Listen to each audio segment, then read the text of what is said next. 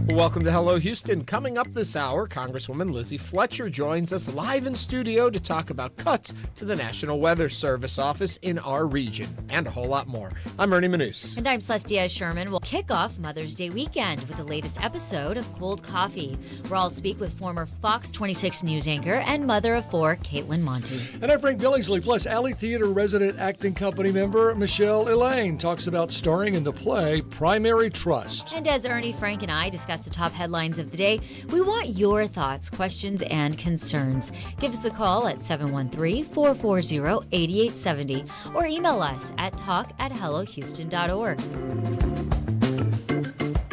Hello Houston is made possible in part by founding sponsors John Bradshaw and Kathy Sanders, and by gifts from listeners like you. Live from NPR News in Washington, I'm Lakshmi Singh. President Trump writes, quote, 80% tariff on China seems right, up to Scott B. The president on Truth Social today likely referring to Treasury Secretary Scott Bessent. Bessent and U.S. Trade Representative Jameson Greer are scheduled to meet with the top Chinese economic official in Geneva this weekend.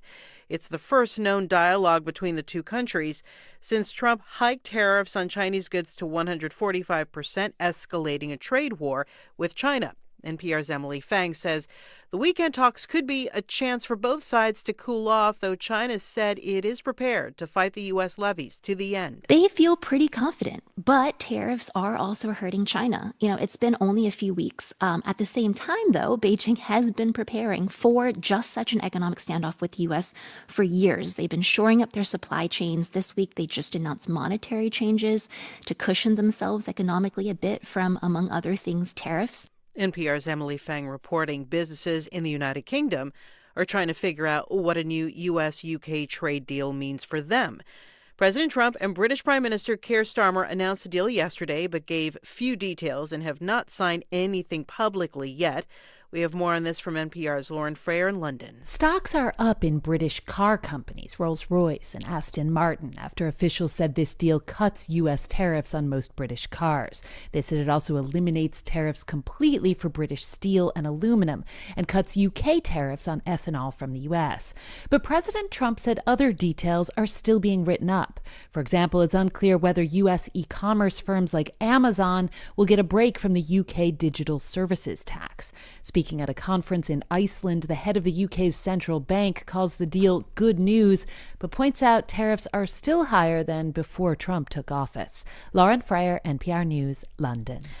A new report from a consumer advocacy group examines how Elon Musk's businesses might benefit from the Trump administration's downsizing of the federal government. Musk is the architect of Trump's cost-cutting entity known as DOGE. More from NPR's Bobby Allen. The group Public Citizen says in a new report that, quote, the wealthiest man in the world is working to dismantle the very same federal departments and agencies tasked with overseeing and placing checks on his businesses. The organization's analysis finds that Elon Musk has a direct business interest in at least 70% of the departments DOGE has targeted for cuts, including laying off transportation regulators who would oversee Tesla's autonomous vehicles and layoffs at the Food and Drug Administration, which regulates Musk's brain implant company Neuralink. The group says Musk's SpaceX and X could benefit from additional DOGE cuts. Musk did not return a request for comment. Bobby Allen, NPR News. From Washington, this is NPR. Live from News 88.7 in Houston, I'm Tom Perumian. A bill prohibiting some land purchases in Texas has won approval from the Texas House. Senate Bill 17 originally restricted people from 4 countries deemed a national security threat from making those purchases. It was amended to give the governor authority to declare any country a threat. Houston Representative Gene Wu spoke out against the amendment. This is the very definition of overreach. The bill will need a third reading in the House before heading back to the Texas Senate to approve the changes. Houston City Council and members of the Houston Police Officers Union appear poised to approve a new contract with 36.5% raises over the next 5 years. Some public speakers criticized the spending at a City Council committee hearing about the contract. Christopher Rivera is with the Texas Civil Rights Project. Please do not put us in a position where the only services available will be police and jails. We need to stop these increases because we cannot afford them, and we need public safety services that are outside of policing. The $832 million agreement would cost $67 million in its first year, making the police department's budget take up 36% of the $3 billion general fund. Taking a look at sports, the Astros are back on the field tonight as they battle the Cincinnati Reds. 7:10 start from Daikin Field. Houston coming off a big win over the Milwaukee Brewers, 9-1. Right now they have an even 18-win, 18-loss record. Houston is in second place, 4 games behind Seattle in the AL West. And checking weather, it's going to be mostly sunny today with a high of 83, mostly clear tonight with a low of 65. Right now, 71 degrees on the UH campus. Get the whole story. Go to HoustonPublicMedia.org for more news and information. I'm Tom Perumian, News 88.7. Support for NPR comes from NPR stations. Other contributors include Progressive, with small business insurance for protecting a variety of business types with multiple coverage options, designed to fit business owners' needs. More about small business insurance is at progressivecommercial.com.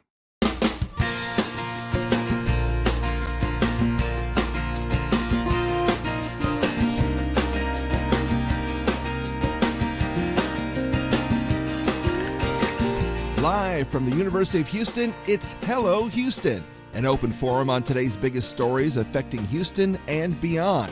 Call now, 713-440-8870, or let us know your thoughts on today's topics by emailing us at talk@hellohouston.org. Now here's your host for Hello Houston, Ernie Manous, Celeste Díaz Schurman, and Frank Billingsley. I'm back. Frank is back. Hello, Houston, and Frank Billingsley is in the house. And it's Friday. Frank. You were gone 2 days. Yes, I was at a meeting with the Harris County Office of Emergency Management to talk about the upcoming hurricane season. Right. Very timely. Very timely. And so that was Wednesday. And then yesterday, I had 2 events. I was the MC for the Arms Wide Adoption Services. And we're going to be talking to them later. We're going to be talking to them. We raised almost $200,000 at lunch, which is great. You know, Fabulous. I'm adopted, so that's a cause that's dear to my heart. So do you get to take some of that? And then, No. I'm adopted. not that Here, close. give me some. But you know what? Then last night I was at another fundraiser I had never heard of. It's called No Kids on the Floor. 300,000 kids in Houston are sleeping on the floor, Yeah. or at least not in a bed of their own, like 4 kids on one mattress. And so this is aimed at getting these kids a bed where they can rest their head and relax and dream and become one of the. Well, you were very busy, people. and maybe that's why you told me yesterday on the air through your phone call, a little drizzle tonight. Oh, then the storms! tomorrow. Yes. Oh my gosh! Yeah, thank you, Frank. Okay, I did not know. Let me tell you, that was one of those little errant, little training situations. I know. We were trying to get out of the fundraiser last night, and where's our Uber? Well, we got a whole lot more on today's show. If you'd like to watch and see everything that's going on, you can do it over at our YouTube channel. All you have to do is look for the Houston Public Media channel on YouTube, and you can do it, or just go to hellohouston.org, click that orange bar, and we're live coming to you on YouTube. You can you should like, subscribe, and ring that bell. You can also send us your questions at talk@hellohouston.org, or you can text or call us 713-440-8870. I'm trying to figure out how to say all that much faster each day. You don't have to. It's okay. Okay. We're taking our time. But remember, over on the YouTube channel, people chat. So you can get engaged with folks. And yes, It is so fun because there's an entire YouTube community, and they are like live chatting us and, sending us questions and making comments, sometimes nice, sometimes not. But that's fine. We take all comments. Oh, yeah. So, But because we're tight on time, because we got a big guest coming up, I think we should jump right into our headlines. I agree. The National Weather Service's office in our region has nearly a dozen vacancies ahead of hurricane season. On Monday, 3 House Democrats, Representative Lizzie Fletcher, Sylvia Garcia, and Al Green, sent a letter to the National Oceanic and Atmospheric Administration asking why the National Weather Service's Houston Galveston office will soon lose its top 3 leadership staffers. And joining us in studio right now to talk about this and other issues is Congressman Lizzie Fletcher. Welcome to Hello Houston. Thanks so much, Celeste. Thanks, Frank. Thanks, Ernie. I'm so glad to be with y'all in person in your fabulous new studio. And before we get into the conversation, you can join the conversation by calling or texting at 713-440-8870. Come join us. Full disclosure, you're my rep. Fabulous. Yeah, I'm so glad to know it. I mean, I don't want to, well, thanks for that, too. I'm just putting it out there. I voted for you, and it's nice to see you again. Thank you. It's great to see you again. I'm thrilled to be here. I know last time I called in, and I just love the energy with this show. I love listening to y'all. I think I told y'all I have a Sonos radio system in D.C., so whenever I'm there, I tune in to Houston Public Media so that I can hear what's happening at home. That's right. Nice. So let's talk about the National Weather Service's office here in our region. I mean, clearly we understand there's 12 vacancies, but there's also top 3 key roles. We're going into hurricane season. Y'all wrote this letter. What does a letter do exactly? I know. It's a great question. It is one of the few ways that members of Congress really have and can use to communicate. Certainly we can draft legislation. That obviously takes a long time.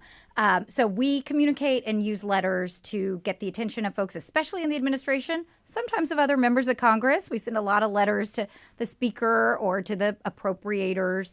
But in this case, we sent a letter to the acting NOAA administrator, who has been appointed as a political appointee, about the situation here in Houston. Now, we're not alone. There are major staffing shortages across the country, somewhere from 20 to 40%. And that is because, as you all know, over the last 100 days, we have just seen these massive staffing cuts, often without a lot of forethought, kind of firing people by category, like they're probationary employees, which means they're new and they have fewer protections. So we'll just fire all of them.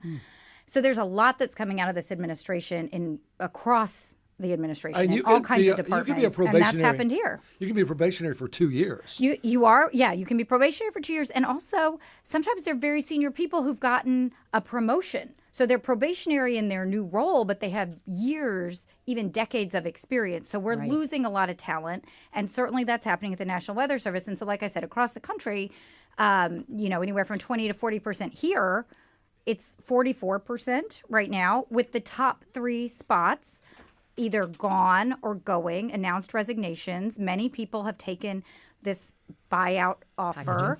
And so we asked a lot of questions about that. We want to make sure that we have a permanent team in place and a plan for a permanent team in place for our region as we're approaching hurricane season. Frank, nobody knows better than you how important it is that we get this information. There are real impacts for the forecast. Not only is the existing staff going to be totally overworked, but they just can't do everything we need them to do. And I'll add one thing that wasn't in our letter, because I learned it after. Now I'm working on this. But we also have 4 National Weather Service employees that are embedded with the FAA at the airports to give advice. 4 people. We're down to 2 there, too, in the Houston region. And so they give advice, especially during this time of year when you're having storms and increased heat. Well, frankly, increased heat is year-round around here, but at these times you need those folks advising the air traffic controllers to help make decisions, and so we're short there too. And to your point, there are 5 electronic technicians at the National Weather Service. Only 2 are left. Now, what do? They maintain the Doppler radar. They maintain the computers. They maintain the weather balloons. Everything electronic. Can you imagine? You can have all the meteorologists there, but if you don't have the support in the engineering staff, you are in big trouble. Yeah, you need the data. Exactly, and you don't disseminate as it's needed. Right. And I guess before we get into all of the impact this will have on the area, I'm curious the impact of the letter. Do you hope this will shift? Will they be able to replace these people? I mean, we are, as you said, right up on hurricane season. Is it already a done deal for us and the letter is more to draw attention to the matter, or is there some idea behind how it can fix things? Well, I certainly hope it can fix things. And I do think one of the challenges that is clear right now is that they're doing so many things so rapidly and kind of flooding the zone so that it's hard for all of us even to see, like, members of Congress, members of the public. There's so much happening. There's another outrage, something every day. Right. So, yes, people need to pay attention, but people here are already paying attention. I'm hearing from constituents about these concerns and hearing from professionals about these concerns. And so my hope is that our letter tells them, hey, this is a problem you need to fix. This is something you really need to solve. And we've asked constructively, what are your plans? What are you going to do in the short term? What are you going to do in the long term? I know that one of the things they're suggesting, and we're hearing this kind of across the board, is that it can be replaced with technology. So we might wind up with more computer models, but without the meteorologist to interpret them and use their experience, expertise, and training that we need. AI is not there yet. Well, that's what I was going to ask you, though. I mean, I understand, we need 5, or we used to need 5 or 6 potential people sitting there and doing that. With technology, do you think some people are thinking we are, again, moving in the right direction if we can be more efficient with the people that we have in place? Well, it's a great question generally, and I've always said that what people that I represent want, and I think it's true for people across our community, we want government to be efficient, effective, and ethical. What we're seeing here is not coming out of that intent. That isn't what's happening right now in terms of the number of federal employees that are being fired, laid off, offer these buyouts. As Frank just said, the technology is necessary. I'm not a meteorologist. I'm not an expert on what exactly we do need for the future, but this doesn't seem to be part of a long-range plan that's about shifting the way the operations are done. And if it is, it's certainly not being communicated or rolled out that way. Well, and one of the big concerns is, the cone of uncertainty, the forecast cone, that has gotten smaller. But it still has a line down the middle.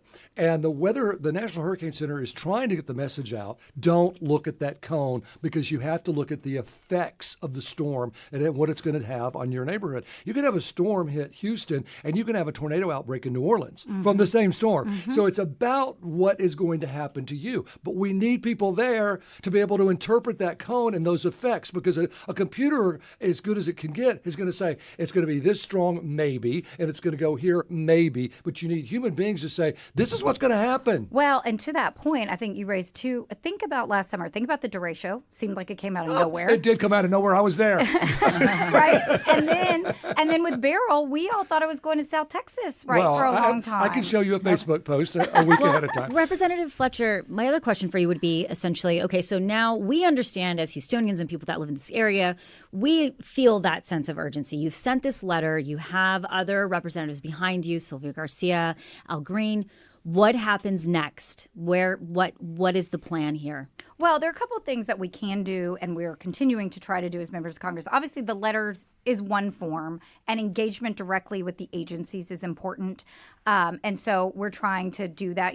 I have a whole team. We make phone calls. We try to reach out to people in the administration. Obviously, it was a little bit easier in the last administration. We had a lot of contacts over that 4 years. It's newer, and a lot of people, there's a lot of turnover, a lot of new people there, different legislative affairs team. But we try to stay in touch in every way we can. But also, I think, making sure that the public does know and is prepared. Some of the things I was just thinking when Frank was talking is like one of the things they've gotten rid of right now is translations of the storm warnings. To Spanish? Into Spanish or anything else right now. And so they've said it's temporary. I hope they're going to fix it. But attention, right? The squeaky wheel does get the grease. So we need to fix that problem before we're trying to warn people in this area or anywhere in the country about severe weather. It took us years to get that. Yeah. So I just want to remind everyone we are talking with Congresswoman Lizzie Fletcher, who represents our area here in Texas in the U.S. Capital, I should say it like that. I'm trying to figure out how to do it. Whenever we have representatives, they have districts, but you represent us all, too, at the same time. The number, if you want to call and join the conversation, is 713-440-8870. To go to my question, though, that follows off that is, in this time, and we hear so much about it, I know it's moving a little bit away from the exact thing you're talking about with us today, but it's this, how do you work across the aisle today? There is so much talk about, Democrats can't do anything. Republicans have the House, they have the Senate, they have the presidency. But where can we make changes from the other party? How do you find balance, and what are you specifically doing to kind of build that so that we can move forward? Yeah, well, as I think you know, I hope you know, Ernie, I went to Washington back in 2019 with the view, exactly as you said, of like really representing people across our community, certainly the 7th Congressional District, which I'm so proud to represent, and to really think about our region and be an advocate and do things the way we do it here, which is we come together from all kinds of different backgrounds, all kinds of different viewpoints, and we work together to get things done. And that is my approach as a member of Congress representing this community. It has, as you said, gotten harder. And one of the reasons, frankly, it's harder is because a lot of my colleagues on the other side of the aisle have abdicated their job as members of Congress, and they're just taking direction from the White House. You're not seeing a lot of dissent in the media, or when you turn the cameras off, are you folks working together better? Well, kind of now the cameras are always on, right? And so I think that, right? I mean, this is the world we're living in now, and we're all trying to communicate more and share that. And certainly there are opportunities, and I will continue to find those opportunities.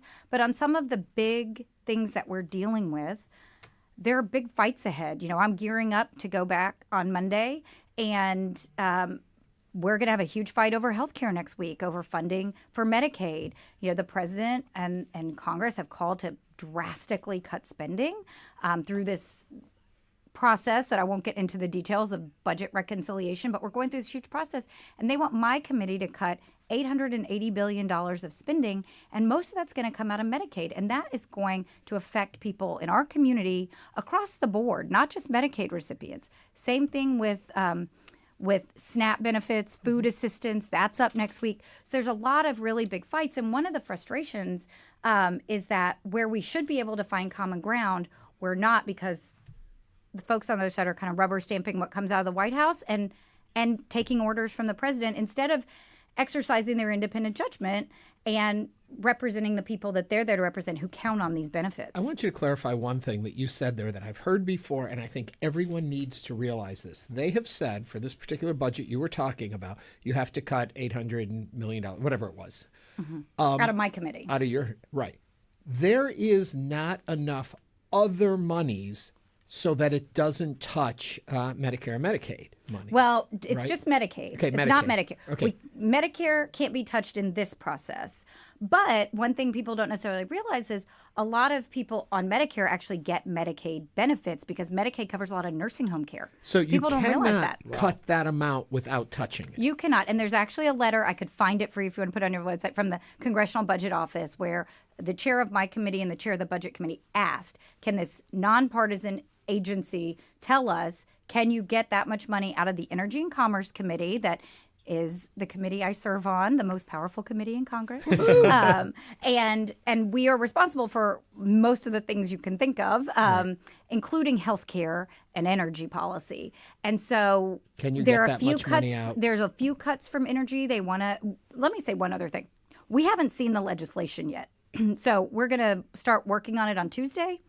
Democrats have yet to see it, but we can anticipate what's going to be in there. There's enough sort of leaked memos and, hallway chatter that we have several ideas of what's coming our way. So basically they say, we're not so telling can you to you cut cannot health do care. it without cutting Medicaid. Right. Can you? Yeah, I mean, they're talking about a lot of things. They're talking about the biggest thing that I expect we will still see, because they're saying it, is implementing work requirements for Medicaid recipients. And in my district alone, we have about 81,000 people that get Medicaid benefits. About 60,000 of those are children.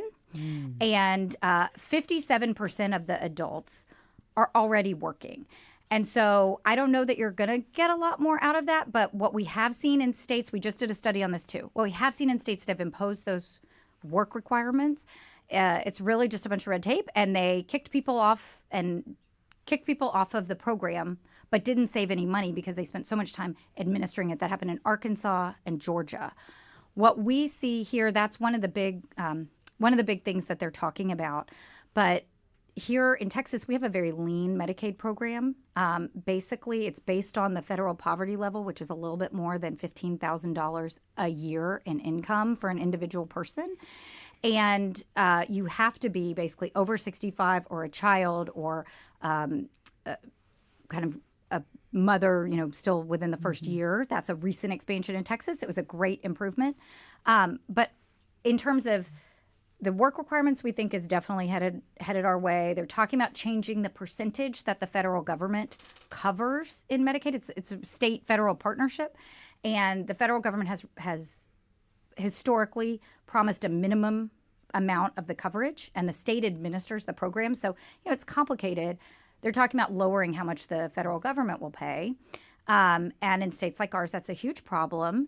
And of course, the legislature is going to be out of session after June 2nd. So they seem to think that the states will pick up the difference. But our legislature isn't even meeting. I mean, there's so many problems with the way this is happening and the assumptions that are being made about the bottom line and all of this is that people are going to lose their health care.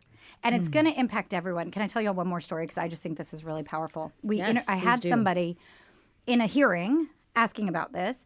And I said, this is another statistic a lot of people probably don't know. Medicaid covers 50% of the births in Texas.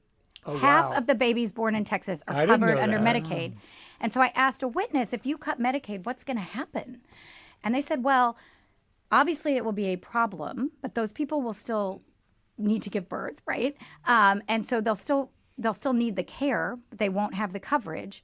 But hospitals that are counting on these Medicaid payments that aren't going to get them are going to wind up having to close their labor and delivery units, some of them, especially the rural hospitals in Texas. And, while in Houston we have so many wonderful hospitals and places to go, we may be slightly differently situated than folks across the state. That's one of the first things that hospitals might have to cut as they look at these severe funding cuts. And so we're still going to have the need. People are still going to need the health care. And we're going to see hospitals closing. We're going to see everybody across the state have reduced access to care. And so it's a huge problem for everyone, not just the folks who are relying on Medicaid for their And it's a coverage. huge problem for all these red states, too. And what about reaching out to the governors, especially on the National Weather Service issue, because they're affected by hurricanes from here to Florida and up to North Carolina for sure. As we know, you don't have to be at the coast to have a real problem with hurricanes and flooding. But have the governors not supported this letter that you sent? Well, we just sent the letter, so I would love to get the governor's support for the letter. I would love to get folks, certainly in areas like ours, supporting and pushing back against the administration against these cuts. And we have seen that states and governors have been pretty effective in the last 100 days in communicating or, frankly, in going to court to stop certain things. Lots of states' attorneys general have been doing that. Obviously, Texas is not really one of them. But we saw last year that this crazy weather doesn't just hit us along the coast. We saw the flooding across the South and the mountains of North Carolina. So we know that this is a problem for everyone across the country. And on this, FEMA, we should agree. What's FEMA going to do about all this? Well, you saw what happened this week, didn't I you? did, With yes. the FEMA administrator testified, the acting administrator testified before Congress. He'd been appointed by the president. He's not a holdover. And he testified and someone, do you think that we should get rid of FEMA as Secretary Noem has suggested and the president has suggested? He said, no, we might make some changes at FEMA, but I think it's an important agency. Yeah. The next day he was fired. He was fired. I do have a question going back to when you were talking about Medicare being, is it Medicare, Medicaid being 50% of Medicaid, excuse me. Medicaid covering 50% of Texas births. Because I feel like a lot of people would question that are in favor of that, would question essentially, do we know how many of those births are of documented citizens? Have we looked into, because that seems like a very high number in the biggest state, one of the biggest states in the nation. It is a high number, but these are statistics that come from the Department of Health and Human Services. We look at the tables all the time for who's covered and who's not. And of course, Medicaid is making the payments to the hospitals and the providers across our community and across the state. So the numbers are real. I know they sound high. I think they're surprising. They're shocking in some ways. Really but high. We also know that two things. Texas has the highest uninsured rate in the country for health insurance, period. Texas has the worst rate of health insurance in the country. And we know that you can get Medicaid when you are pregnant and immediately postpartum. And thanks to the legislature, they expanded the time. It used to be 3 months postpartum. Now it's been expanded to a year from the last legislative session. So people can get coverage. So what we're talking about is we have a big population of people who qualify, and we have a ton of people who don't have any insurance, who are able to get Medicaid when they are pregnant. But it's a huge problem in Texas, and we rely on so many fantastic institutions. I know, Frank, you were talking about some of these great organizations you support, and we have these federally qualified health clinics in our community, like Legacy and the Hope Clinic. And so there are so many institutions that we rely on as a safety net, but there are a lot of people that do not have health care in our state. And drilling down right here in Harris County, we just recently looked at the Harris County public health surveys, and we found that, Harris County has one of the highest birth mortality rates. So to me, the fact that we're looking at this at Texas is really quite alarming. It's very alarming. Harris County has a real maternal mortality problem. And one of the things, the state has studied it and has issued studies, but has delayed some of the more recent studies so we can understand some of the impacts of recent legislation, especially around reproductive health care. But yeah, we have a huge problem here in Houston, and we should be trying to make it better, not worse. These cuts are going to make it worse. And I just want to put a button on what we were talking about when it comes to health care, just to be clear, because when I asked you the question earlier, I didn't have the verbiage to say it correctly. Energy and Commerce has been told to cut how much from their overall budget? $880 billion. And in their auspices is Medicaid. Yes. If you were to gather everything else that committee does outside of Medicaid, you wouldn't reach that amount. That is completely true. And okay, now let me hold you right there just to make the point that to is everyone. True. So when they say we are not telling Congress to cut Medicaid, we're just telling them to cut this much from that committee, there is no mathematical way to do it any other way. There is no mathematical way to do it without cutting Medicaid. Yeah. So I just want to say we are talking with Lizzie Fletcher, and our number here, if you want to join into the conversation, 713-440-8870. So Ed in Galveston says, regarding NOAA cuts, if we're going to rely on better tech, how do we build and pay for these new systems? We haven't paid to modernize air traffic control. Well, it's a great question. Yeah, and I think that kind of goes to the point earlier, which is you may want to make changes, but this isn't the way that you do it. And certainly you would want to phase in and test and work with the experts at the National Weather Service about what those changes be. I assume, and Frank, you can tell us better than I can, that there have been advances in technology and changes and improvements that have helped really refine those forecasts and all of it comes from NOAA Weather Research, which they are also cutting. We had Alan Seals here from the American Meteorological Society talking about that just on Tuesday. And thank goodness they're speaking up and you're speaking up, because government employees, they can't say anything unless it's anonymous. Well, they're that's afraid a huge afraid to speak up. Yeah, I hear you, and I know that it's true. I've been trying to talk to people as much as I can across the district and across the area, but I think that's a really important point, too, if I can just make it, because it's more than the weather. We're kind of creating a culture where people can't speak up. And to me, that is un-American, whether it is the federal employees, and it is Public Service Appreciation Week. So, we have a ton of federal employees that I've been thinking about all week that do so many things in our community.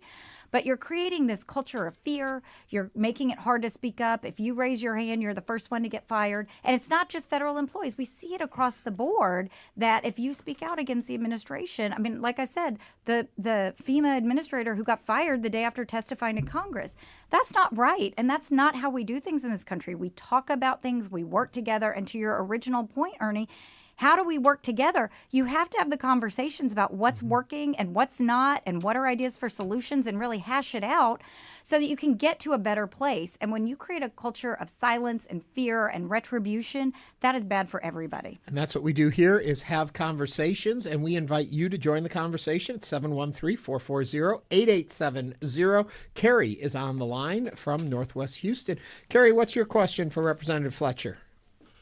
Hi, thank you for having this show.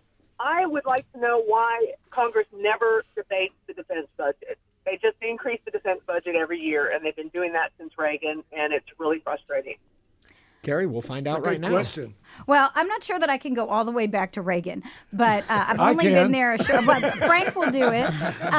But I will say, I have support. I have voted in support of the defense budget over the years, and I think it's important. But one of the things that congressional Democrats have always insisted is that we have parity in our increases as we're adjusting for inflation and other things, that we're covering these sort of non-defense programs and things that people across our community rely on. I mean, I was just talking about, whether we're making sure we're funding Medicaid, whether we're funding the nutrition assistance program, SNAP, other, previously known as food stamps, that we're covering the programs that people rely on, and they do, right? That we're taking care of our veterans when they come home. And we're seeing these cuts in the president's budget. The president, I don't want to get into the weeds of like how it works, but the president sends over a budget to Congress every year. This is what I'd like. Congress has the power of the purse. This is another thing that's under attack right now, but Congress has the power of the purse. We go through this whole appropriations process. We all weigh in on what we want. And then to your point, we vote on the budget. The Senate votes on the budget. It goes to the president to be signed into law. And there is substantial defense spending. And I think in the time that we're living in and, the concerns we have about national security and other things, there is certainly appropriate spending. But as we talk about new technologies, as we talk about different things, there are various things that want to get funded. And it is a competition while you're also dealing with, what are you going to fund? How are you going to fund? And so if you look at your budget, it's your priorities, right? Your budget is a statement of priorities. And what we've seen is the president has sent over increased defense funding again this year, but has completely cut, for example, National Endowment for the Arts, National Endowment for Humanities, Institute for Museum and Library Science. Last night, he fired the Librarian of Congress, which everyone I know is up in arms about because she is phenomenal. And so you see kind of the values, cutting the budget for FEMA, cutting the budget certainly for some of these programs. And that is a fight every year in Congress. And I totally take your point. And I think it's really important that Congress engage in this process and that we are responsible for the budget. And right now what you're seeing is the president is just not spending money we've already directed. And spending it differently. There's a lot going on. It's been a crazy 100 days. Carrie, thank you for your call.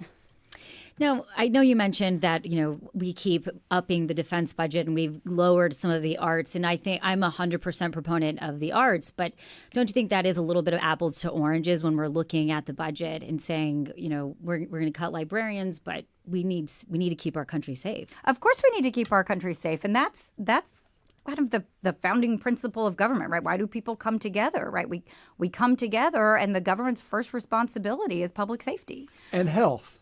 But it is also true that we, and this goes to like a fundamental question that we should be having as Americans, a conversation about like, what is the purpose of the government? What is it there for?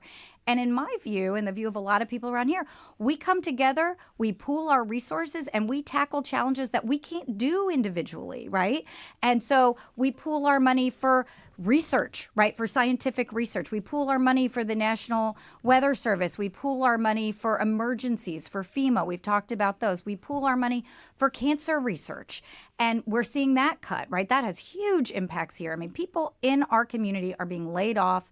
Incredible, innovative studies, and the work that we're all so proud happens here in Houston is being threatened, not just being threatened, is being cut off because the federal government is cutting off that funding. So the question is, what do we value? Do we want to invest in research for cures to cancer and Alzheimer's? Do we want to have the leading scientific enterprise in the world, which the United States has led the world in scientific research? And we also, to your point about defense, we've cut all of these programs and all of this spending that we used to do through our State Department around the world that did help keep us safe. Things like USAID, that was very early on in this administration. But what you saw is, number one, USAID and the work that they did helped us build relationships around the world, helped us gain intelligence around the world. And by the way, when they had containers full of food that was supposed to be shipped across the world, the farmers in the United States who grow that food didn't have a market for it anymore. I mean, it's a complicated system. There are a lot of moving parts, but coming in with, as Elon Musk said, a chainsaw is not the way to do this reform. We need to engage as citizens about what are our values, what are our priorities, what do we want to fund, and that's really what the appropriations process is every year. I think also Carrie's question comes out of the idea every time we look at the budget, defense spending, the military is such a huge part of it. And so instead of hacking away at that, they're hacking away at all these other organizations, all these other lines of funding, which are so much smaller. And so much that smaller. People look at them and think, well, why? Why are you destroying and decimating this when you could take just a tiny part out of the defense budget and it would bring this savings. I'm gonna throw this out there. You talk about the quote from Elon Musk saying, taking a chainsaw. But don't you think to a certain extent that's needed to happen? I mean, don't you think for a long time people have been very, working together? And what has it gotten to us? I think there's a big group of people that voted for President Trump that said, you know what? We want somebody to come in and actually do something that we can see is making a difference. Whether you think that's a good difference or a bad difference, it's a difference. Well, I hear what you're saying, and I do think there are a lot of people in this community and certainly in the state who voted for President Trump. And I think people express their concerns. Obviously, I can't speak for all of them, but by and large, a lot of what we heard is costs are too high, inflation's high. I'm having trouble affording a house, right? I'm spending too much of my budget, like just trying to get groceries. Like people were frustrated. And I would add to it as a member of Congress, there's a lot of stuff I feel like we should have been able to get done that we haven't gotten done yet. So I take your point, but I don't think the way they're going about doing this is the right way. I don't think we're seeing good outcomes. I think it is absolutely possible to look at how we're spending money, where we can have efficiencies. And in the past, we have done this. Not only did President Clinton do it with I can't remember exactly what it was called, but it was like Reimagining Government. And they had a commission that worked over the entire presidency and significantly reduced federal spending and agencies. But they did it over time. They made recommendations to Congress about, hey, you really don't need this anymore, or you do. So that happened. But that wasn't the first time it happened. And I think it's really important. My husband, who loves to read presidential biographies, shared with me as he was reading that both Truman and Eisenhower had these commissions to, right after World War II, there's been a ton of government spending. How do we rethink this? How do we redo it? And both of them had actually former President Herbert Hoover chair these commissions. But those commissions were bipartisan. They included subject matter experts who understood what they were talking about. They worked for at least a year, sometimes more, gathering information, talking to people, and then making recommendations to the president and Congress. And many of those, I can't remember the numbers off the top of my head, but let's say 75% of those recommendations got implemented. And so it is possible to do exactly what you're talking about, but the way they're doing it is all wrong. And a lot of people are worried that Elon Musk is taking the data that's in these siloed federal databases and merging it together and violating not only the law and other things, but our privacy. And so it's very important to Americans to protect their data privacy that's in the IRS, right? That's in their health records. There's all kinds of stuff that they're doing with no guardrails. And so to your question, I totally think you can get more efficient. And I think that you can take a hard look at what we're doing, how we can do it better. And I agree with you that people wanted things to change. But what's changing and whether this Doge group is actually changing anything for the better or actually saving any money, those are still open questions. But what they're doing and how they're doing it, the way they're going about it, it is going to cause us problems for decades. The way that they're firing these federal employees, how do we sustain a workforce of the people we know we need when you could be fired on a whim on an email on a Tuesday night from... And how do you get kids to want to go into government work? Exactly. I have kids all the time. Should I be a National Weather Service meteorologist? And now I'm like, I used to say yes, it's a great job. Now I'm like, I don't know. And we want you to say yes because we need you. Yes. Because we need these people. The message is terrible. As a society, right? This is what we're funding. This is what we're doing together. These are joint investments we're making, and we want them to be as successful as possible. So questioning them, really looking at them and making sure we're doing it right, I 100% agree. But people wanted Donald Trump to focus on bringing down costs.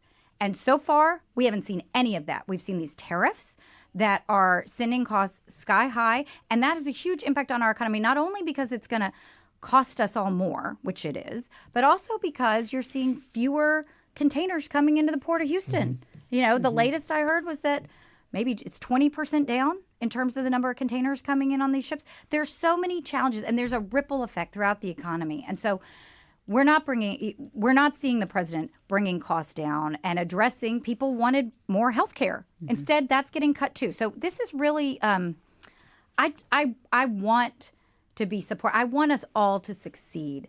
And what we're seeing as this administration rolls out these programs is the opposite. And that is a huge problem for everybody, no matter how you voted.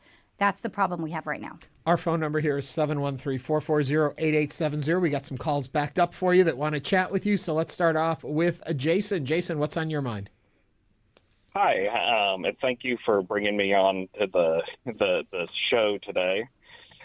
I kind of want to piggyback a little bit on what was just discussed, is that we have the outsourcing of a lot of technical positions going on. It's not a new issue, but it's continuing right now. And just like was mentioning, I've had people, I'm a software engineer, say, should I get into this field? And other people like parents and saying that steer clear of tech jobs because your job is just going to be sent overseas. It's a security issue as well, because right now India is in conflict with Pakistan. Do we really want to be sending all of our systems from major companies and things overseas? Let's find out what the Congresswoman thinks on this. Well, it's a great question. It's a big question. Thank you for calling and asking about it. And I think, one of the things we've actually been working on in Congress is making sure, and not just, this right now, but since I've been there, and certainly once President Biden was elected and after we went through the pandemic and as we were going through it, making sure that we did invest in jobs and in manufacturing in the United States of the things we know we need, because we saw those shortages, during the pandemic in particular. And some of my colleagues have long been advocating around Make It in America agenda. And so what you saw in the Biden administration, and when we were in the majority in the first 2 years of that administration in Congress, these hugely significant pieces of legislation and investment. So whether it was the Infrastructure Investment and Jobs Act, where we are rebuilding our roads, bridges, ports, and airports. And by the way, our community has benefited to the tune of more than $1 billion in federal funding from those investments. But also, for example, the CHIPS and Science Act that was also spearheaded by Texans. The chairwoman of the Science, Space, and Technology Committee, Congresswoman Eddie Bernice Johnson, was a real driver for the CHIPS and Science Act to reinvest in both the scientific enterprise and scientific education in the United States, but also in building those chips that are in everything and that we know we need, that we're building those chips in the United States. And so you saw tremendous investment here in Texas. We have Samsung and Texas Instruments building huge new fabs.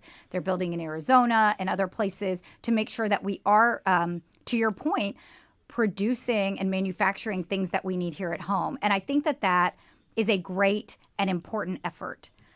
I also think that we engage with people around the world through trade, and that we need to be smart about how we are sourcing things, and that we are continuing some of that relationship building that we do through trade.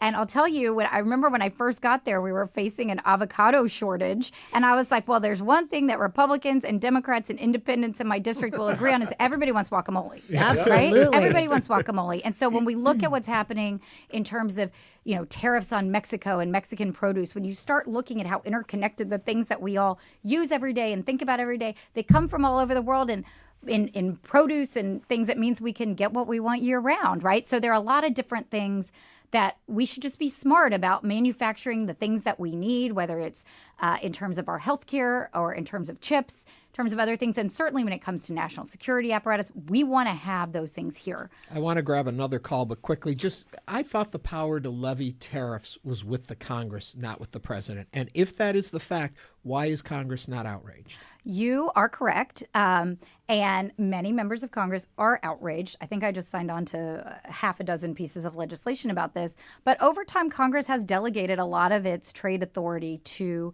the president.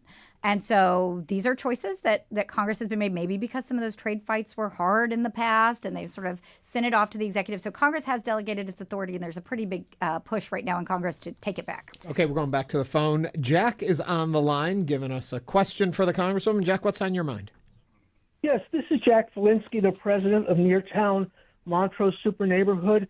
I want to know if the West Alabama project, the project that the mayor put on hold for a whole year, has that been defunded? I can't tell you off the top of my head, Jack, but I can definitely get back to you. What I can tell you for sure is that a lot of the programs and projects that were getting federal grant funds have been put on hold by the administration, even folks that weren't on pause kind of here locally. I think I actually put a link in my weekly email last week. I send a weekly email, so if anybody doesn't get it and wants more of me, you can sign up for my email. And I put a link in last week to something that our ranking member of appropriations, which means the top Democrat on the Appropriations Committee, put together of about $430 million in federal grants that had been awarded and not out. So I can't speak to that specific project, but I can tell you there's a lot of grant money that's supposed to come to our community that this administration has held up. So we don't have much time left. So this is a pretty quick question. Sure. Are we in the midst of an oligarchy? Well, that's not a quick question. It's a yes or no. I think that there has historically been a push in our history about who's going to be in charge. And right now the people in charge think that we should have a very small group, an oligarchy, a small group of people that make the decisions for the rest of us. My view and the view of the folks in my caucus is that we should all be in charge of our government. We all have a say. All Americans should be empowered to be a part of our government in making these decisions. And I think what I'm hearing more, and I think we should all be aware of and concerned about, is this sort of move towards autocracy and to consolidating power in one person and one branch. We have 3 branches of government that are equal. The first branch of government is the Congress. The second branch of government is the executive, which is there to make sure that the laws that Congress passes are executed. And then we have the courts. And what we're seeing in this administration is a wholesale dismissal of Congress unless Congress does what it wants. And so you see the president ignoring the law in certain cases, not spending money Congress has appropriated, et cetera. And then you see what's happening in the courts. And I think people are deeply concerned about how the administration's responding to certain orders in the courts. But we are having good success in the courts where the administration's overstepping. The judges of all appointed by many different presidents all across the country are holding the administration accountable and making sure that the administration follows the law. But we need to make sure that we continue to have those checks and balances, that we have 3 functioning branches of government, and that we don't slip into an autocratic state. And you could look around the world, there's a move toward it. We in the United States of America believe in democracy. We believe in the power of the people and a government of, by, and for the people. Congresswoman Lizzie Fletcher represents District 7. Thank you for joining us today on Hello Houston. Thanks so much, Celeste. It's great to be with y'all, and I can't wait to come back. Coming up, Alley Theater resident acting company member Michelle Elaine talks to Hello Houston about starring in Primary Trust. And we invite you to the conversation, 713-440-8870. This is Hello Houston on News 88.7.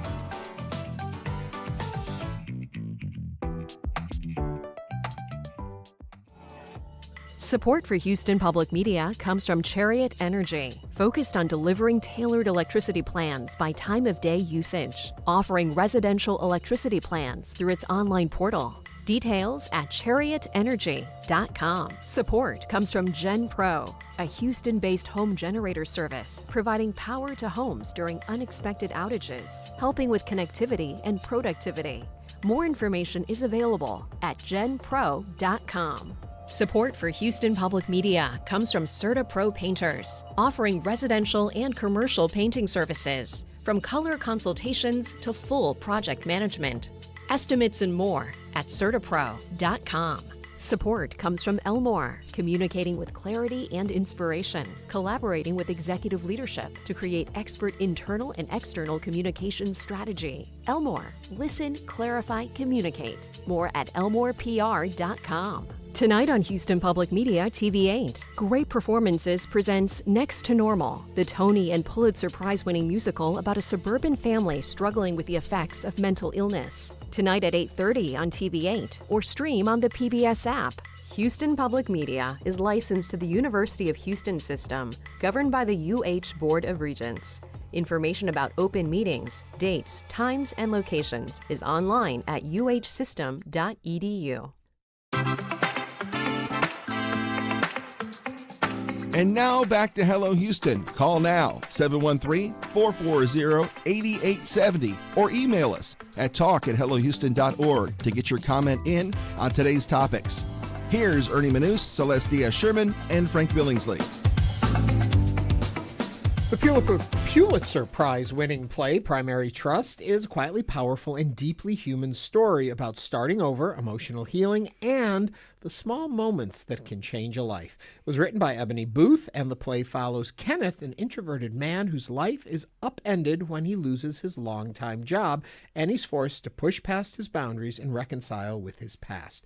The play is running at the Alley Theater now through Sunday, May 25th. And with us now to tell us more about Primary Trust is Michelle Elaine, an Alley Theater resident acting company member. It's a nice long title there Yes, for it you. is. And quite an honor to be part of the company, isn't it? It is. I'm so happy about Welcome it. to the show. Thank you for coming in. I guess the first place to start is, I guess this story can ring true today, huh? In a lot of people's lives. It certainly can, because we need each other, and that's pretty much what this story is about. It's hard to describe, but I tell people bring a friend because it talks about friendship. It talks about relationships and allowing yourself to be seen by other human beings, opening that door to someone making an impact on your life.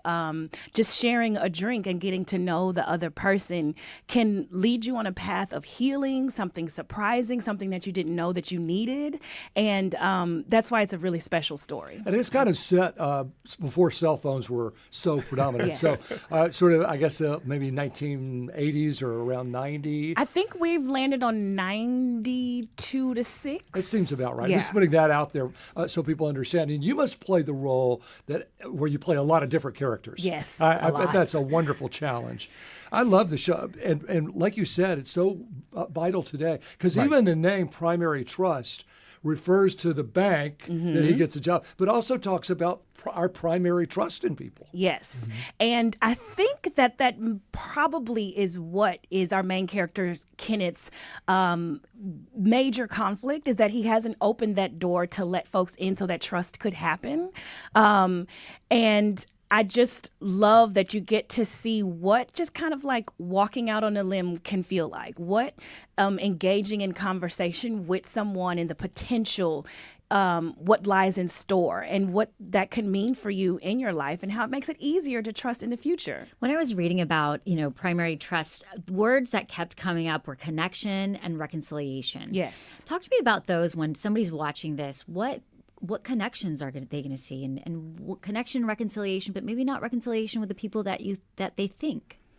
I think the reconciliation can also happen with something that's happened to you that is really bad, that could be extremely traumatic. And how do you reconcile that with yourself or with the world or with a higher being, that this thing happened, but I still need to be able to move on? Yeah. And I think that's what's really surprising. I actually never thought about it that way until you just asked it, is that he's reconciling with something that prior to meeting these people, he didn't even try to deal with.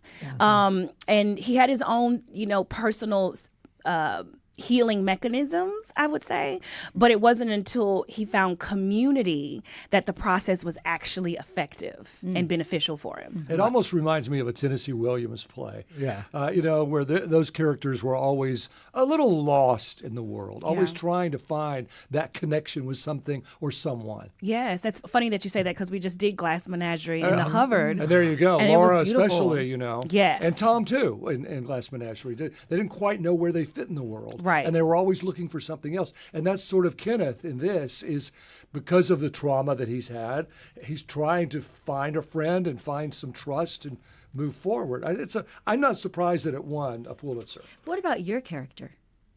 Well, multiple. I know, right? Well, like, which one? Yeah. I Which think one of your characters? I should go back and count. I feel like I'm at 16 or 17. Wow. But my character, Karina, is someone that, without spoiling it, is someone that Kenneth opens the door, or she might pry a little bit in the friendliest way, to connect with Kenneth and get to know him. I call her like a seer because she sees him. She's not looking past him. She's looking into him, and she challenges him to engage with me, connect with me. When you talk about doing 16 roles, 16 characters Yes. in a show, I can see 2 or 3 different characters and you can find who they are separate and different and jump between them. When it's Yes. that many, is there a common voice that's uniting these characters in your mind as you approach them? Or is everyone, do you have to create something uniquely separate and distinct?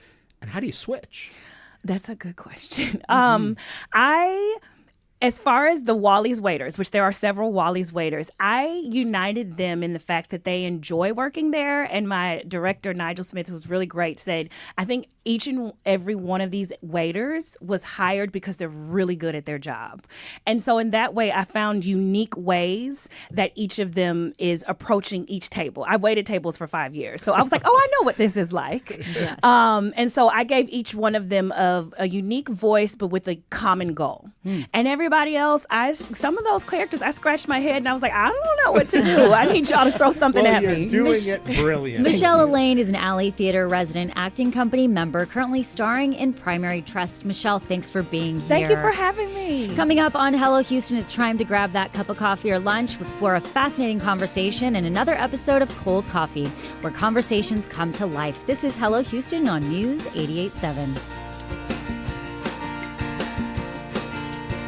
Stay tuned. There's more Hello Houston on the way with Ernie Manous, Celeste Díaz Schurman, and Frank Billingsley. For the latest in local news, subscribe to the Hello Houston daily newsletter at houstonpublicmedia.org. Hello Houston is a production of Houston Public Media. The opinions expressed by the guests of this program are solely their own and do not represent the views of management, staff, or underwriters of Houston Public Media. This is News 88.7.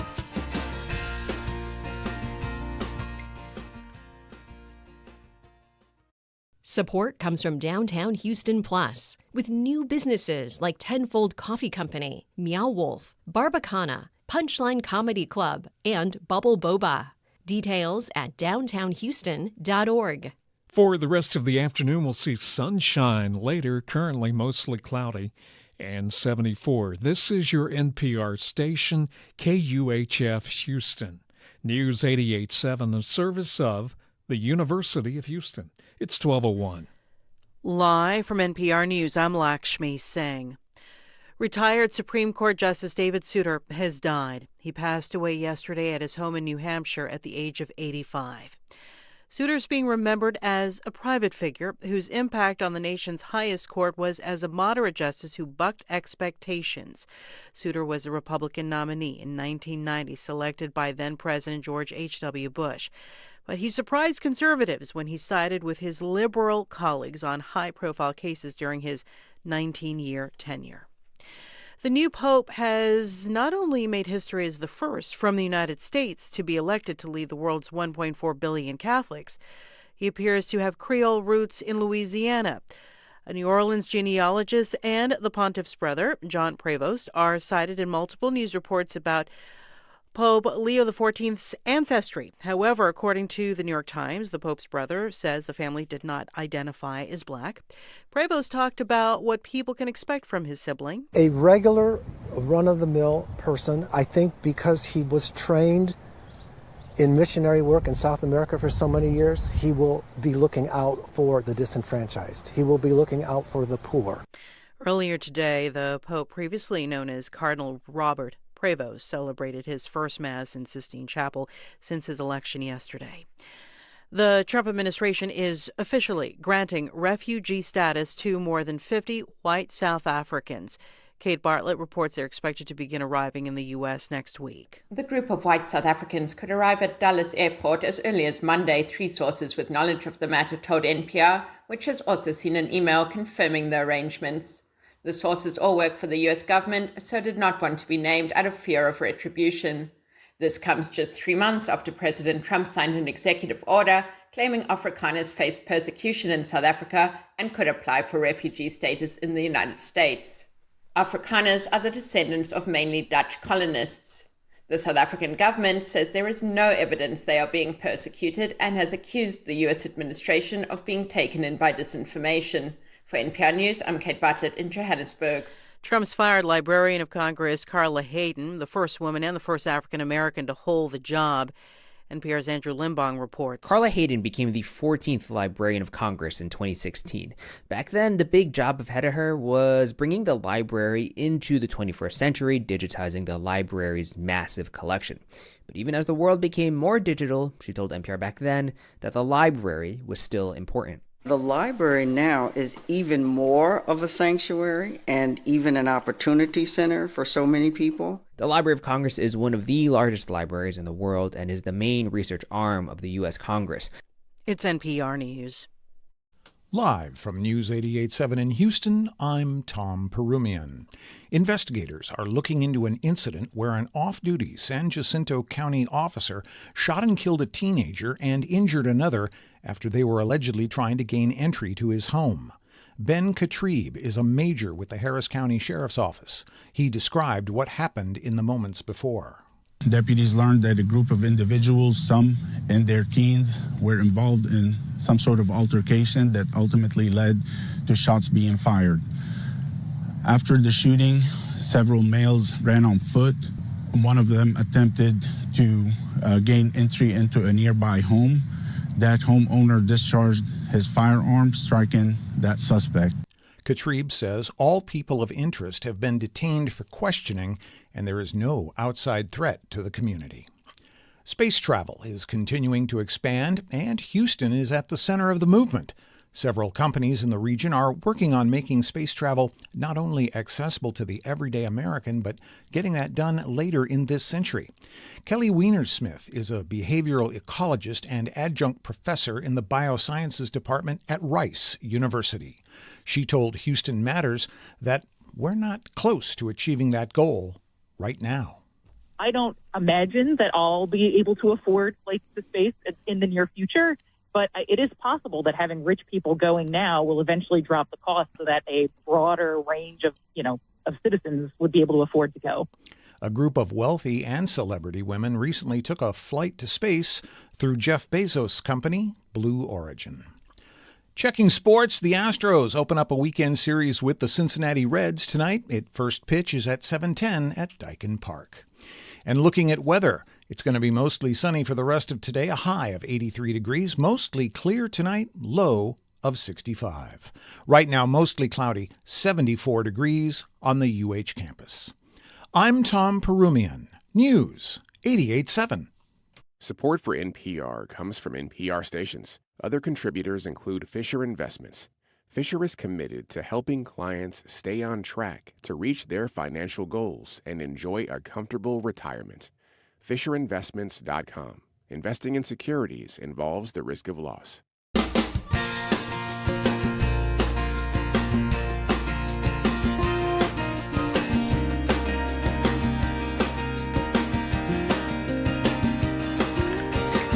Live from Houston Public Media and News 88.7, it's Hello Houston, an open forum on today's biggest stories affecting Houston and beyond.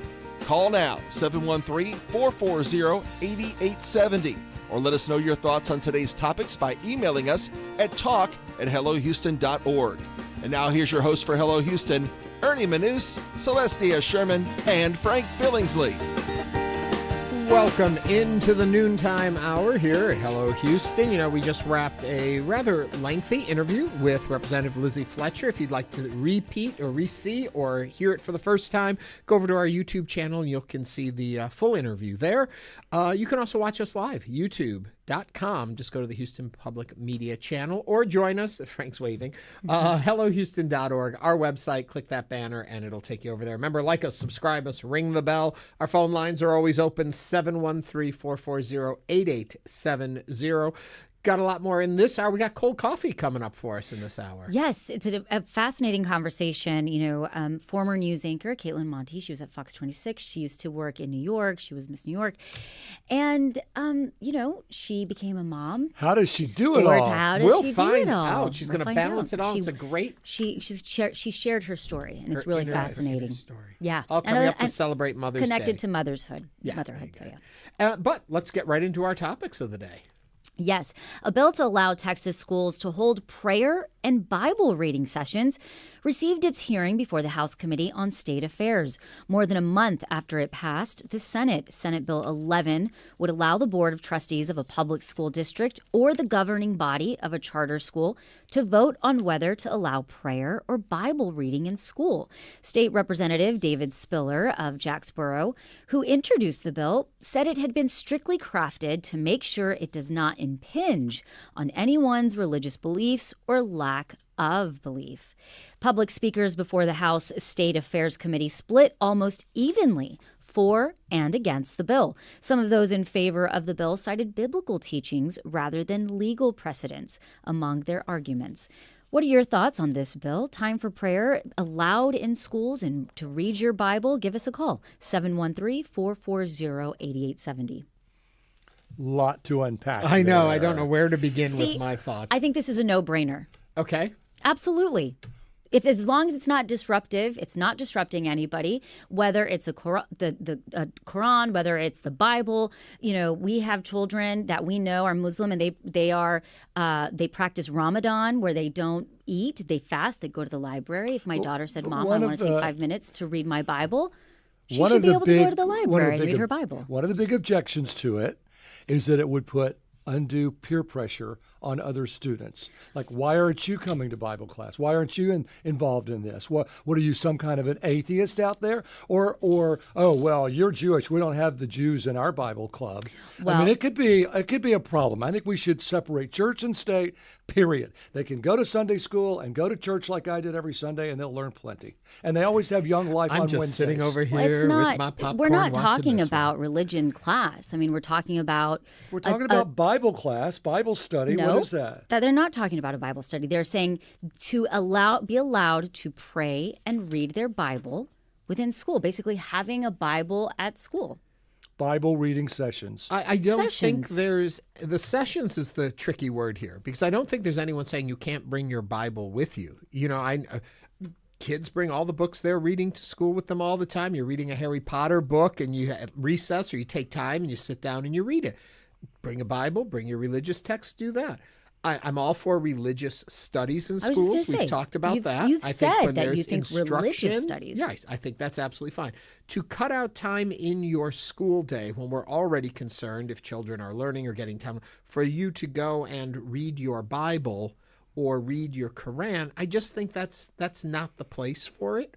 If you want to read it on recess, lunchtime, do it. Well, but and I don't think that needs to be That's the other voted on. thing. Who's saying that it can't be within recess or lunchtime? No one's saying it can't, but it can right now. You don't need a bill for that. Right. Well, that's what I'm saying. This is a no-brainer to me. Well, that not if to me. It's one of those like things. They want to carve out time where children can take from their time in school for study to then go and do this religious moment. It could be done before school. It could be done during a recess or after school. So then you don't need to vote I think on part it. of the problem is there's so many facets of just Christianity. Never mind Hinduism and Buddhism and atheism and Judaism, just Christianity. Catholicism. Talking about Catholicism is very different from They're Southern not talking about Baptist. instruction. Well, that's the thing. How do you just say, okay, we're going to have this Bible study? What it's not They're not study? saying that it's Bible study. Well, that's this what it is says. simply if my Bible reading sessions, like your private time, like everyone who wants to go read the Bible is welcome to go to Classroom D and go read the Bible. That's not what they're saying. Well, how are they going to do it then? This bill was basically saying if my daughter during Lent as a Christian said, "Mom, I want to carve out 10 minutes of my day to read my Bible," I would say, sure, she can put her Bible in her backpack. Why can she not do that now? That's the point, is that he is the author of the bill specifically said the reason he is writing this is to strictly crafted to make sure it does not impinge on anyone's religious beliefs or lack thereof. So he's basically saying, I'm writing this to make sure that we can still do this, that we have this in place so that we are not going back on it. Well, Chad MC says in a text, students can already pray and read the Bible on their own or with other students. Who's stopping them? It's just teachers can't lead it. Right.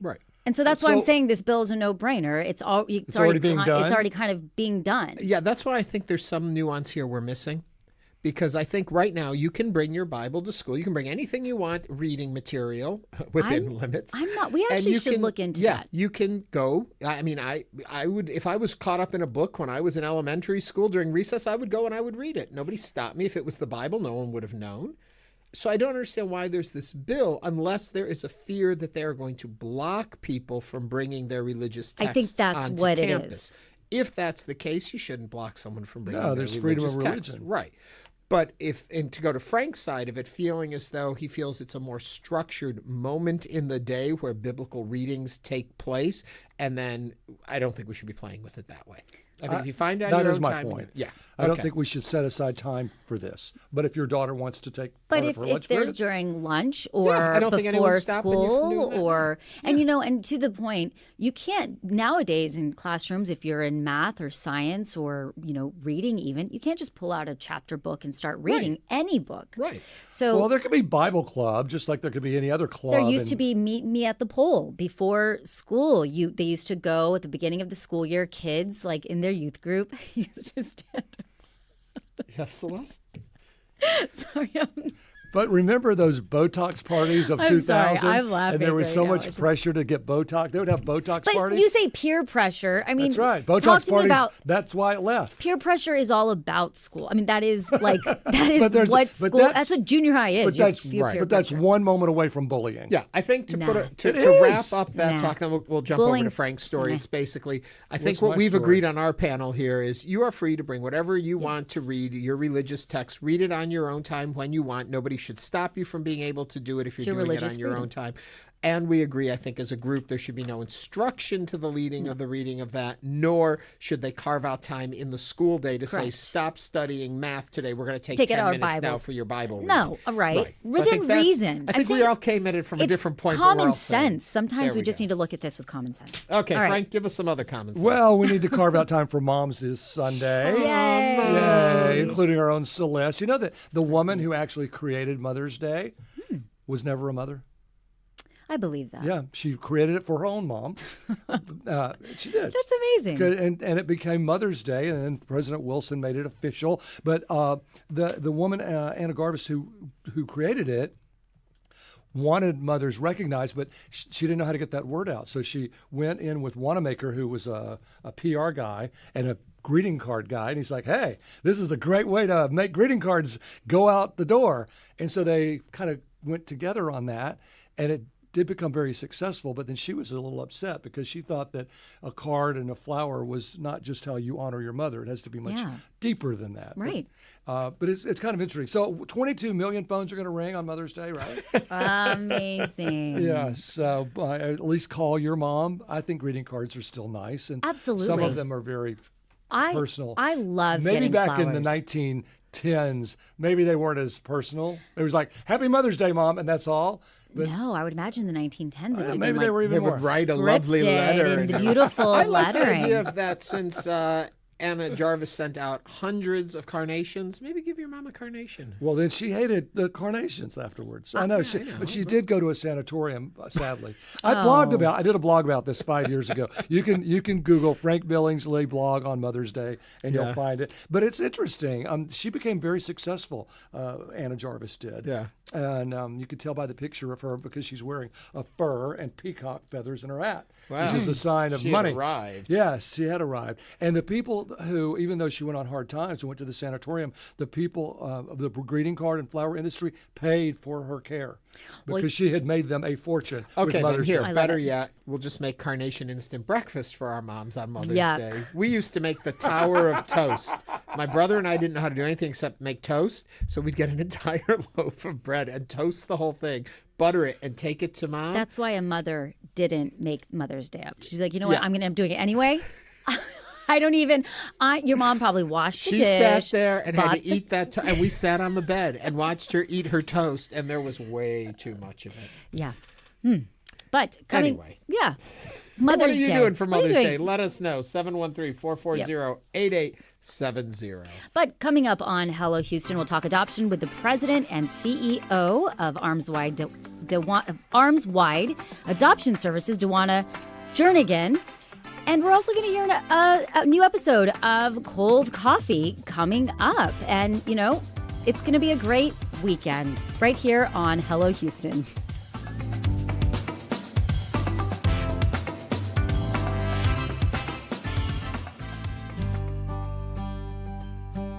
Houston Public Media exists for those in our community in Southeast Texas. We appreciate our visionary supporters for enabling us to be the essential source for independent journalism and programs that inform, inspire, and engage all Houstonians. Jenny and Mike Conway, Judith and Mark Cook, Carolyn and Platt Davis, Janice and George Fleming, Amanda and Morris Gelb, Maria and Rex Gray, and Cynthia Holliday. Thank you. This week in This American Life, fear of sleep. An apartment with so many cockroaches that in the middle of the night, they crawl into the family's ears. A woman whose husband tries to strangle her in his sleep while he is actually asleep. After that, it's hard to go to bed without worrying.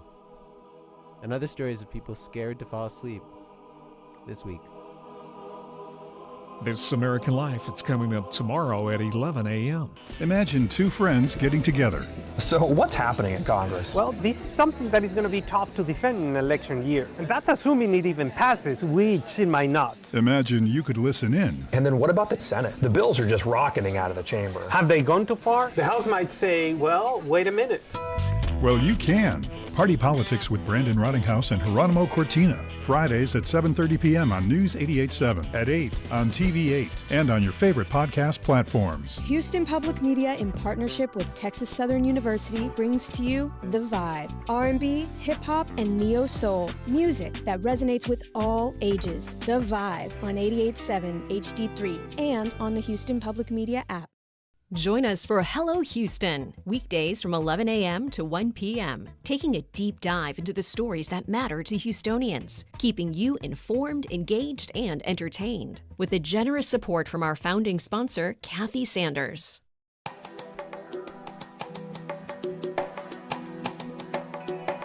And now back to Hello Houston. To comment on any of today's topics, call 713-440-8870 or email us at talk@hellohouston.org. Now back to Ernie Manous, Celeste Díaz Schurman, and Frank Billingsley. Welcome back to Hello Houston. We can all think of that person who seems to have it all, whether it be the perfect family, the career, the house, the dog. They seem to just really know how to be doing life. And then they surprise you. They zig when you think they're going to zag. When you think their path to success is all laid out, they pull a Barry Sanders and leave right in their prime. For my next guest on Cold Coffee, I sat down with mother of four and former Houston news anchor Kaitlin Monte to talk about the power of walking away. I absolutely love the fact that I'm seeing you right now back in studio. Is this your first time being in a studio since working at Fox 26? It is, I think, my second time, because after I left TV News, I worked in PR, and so I was helping other people get on camera and get their message out and using what I knew to support them. So I worked on some projects where I was behind the scenes, which was fascinatingly fun, and I enjoyed it tremendously, and I still enjoy it to this day. And so to bring people into the fold, we actually worked together at Fox, and I remember you were killing it. I mean, I would watch you prep for shows. I would watch you take, in the middle of prepping for a show, or for the newscast, you would take an interview with Governor Greg Abbott, and then you would run and prep for the next segment that you might have been working on. And on top of all of that, during that time, you were pregnant. And then you had your baby. And then what happened next? So I had, was that my first or second pregnancy that you were around? It was a third. It was probably with Henry. So, I mean, I went on maternity leave, and then I came back and got back to work. That to me, that was, I always said I'm pregnant, but I'm not any less able. So let me just keep doing it. And I think it was more amazing to other people that I kind of wanted to keep coming back, because I think that's not normal or not what people expect as much now. But I wanted to. And so I just kept going. The work had to get done. And I think there's so many people that as parents, we leave, we have our kids, we have our babies, and then we come back. What was that like for you? Because you didn't do it just once or twice. You did it 4 times. It was my norm at that point. We knew we wanted a big family, and I knew that I took my commitment to the job that I had extremely seriously. So I met both at the same level. And for me, excellence is a sort of a core personal value. So if I was going to do one or both of these things, I was going to do both of them as excellent as I could. So there was no other alternative to me. I wanted to do it all. And then it was sort of in the pandemic, as the industry shifted that I was in, that's when I started to have a little bit of an awakening. And then there was a comment from my daughter that really shattered the picture that I had built of what my life was and made me realize that it wasn't coming together the way that I thought I had built it, or at least not in her perception. She looked at me one day and she was, kids role play. And so she was pretending to be a daddy. And I was like, why do you always pretend to be daddy? And she goes, well, mommies are never around. And she was like 3 at the time. And that hit me like a ton of bricks. And I realized that I internally felt like mom and I identified as mom, but I was not being mom in the way that I wanted mom to present or to show up for her in the way that she deserved for me to be showing up for her. And everyone's journey is going to be very different. Right. But for me, that was something that hit me really hard. And so I started to think of, what does mom look like? And so when I looked at my career, I said, I've got to find a way for these things to make sense together. If I'm going to continue to do what I'm doing, I have to be able to continue to be mom in the most excellent way that I can. And that's when I started to realize that these two things were not going to fit together for me. Mm-hmm. And that's when I started to have conversations about, well, then what does that mean? And it ultimately was one of the factors. There were quite a few that added up to it's time to walk away. And so would you say that was the main factor? That was a big one. I also think that working in news during the pandemic, it was like having a front row seat to the whole world's trauma. And I got to a point where I realized that I was not able to have the level of impact that I wanted to because of the nature of the way the business was changing. So I said, all right, maybe instead of watching the world burn or watching it feel like it's falling apart, I wanted to help fix it and to help heal it a little bit. And I found an opportunity that allowed me to go and do that in a more directly impactful way that still leveraged all of my gifts and talents, but allowed me to do it in a way that felt to me more directly impactful, and then fulfilled the need that I had or the desire I had to be a more present parent for my kids. Right. And so what did some of those conversations look like, Kaitlin, when you were coming to making this decision and you are now thinking you're walking away from a very public type job? You are in the public's eye and people expect certain things from you. Mm-hmm. What did some of those conversations look like? So I think a lot of millennial women, we were told to girl boss. We were told to climb to the top. And then we get there and you look down from this hill and you realize, I don't want to actually be here. I don't actually like this. And I think that's the great awakening that people talk about post-pandemic, is we all got a little bit of this break or this step away, a little bit more connected with family and home. And then I think a lot of us realize, I like this and I don't want to feel ashamed to like this. And so when I started to tell people, those who were older, particularly women who were older in leadership roles around me, looked at me, and the comment that I'll never forget was the comment that there was a time when women couldn't have what you have. And that is when I realized that my success wasn't mine. I had gotten to this point, and that was the kind of high-performing people pleaser that so much of what I'd done in my life was to meet the expectations or standards or needs or joy of other people. And that was when I reflected and said, well, what if I threw it all away and built it again? What would a congruent day in my life look like? And it wouldn't involve being away from my kids as much as I'm away right now. And it wouldn't involve having to do X, Y, Z. And so I said, well, how do I get there?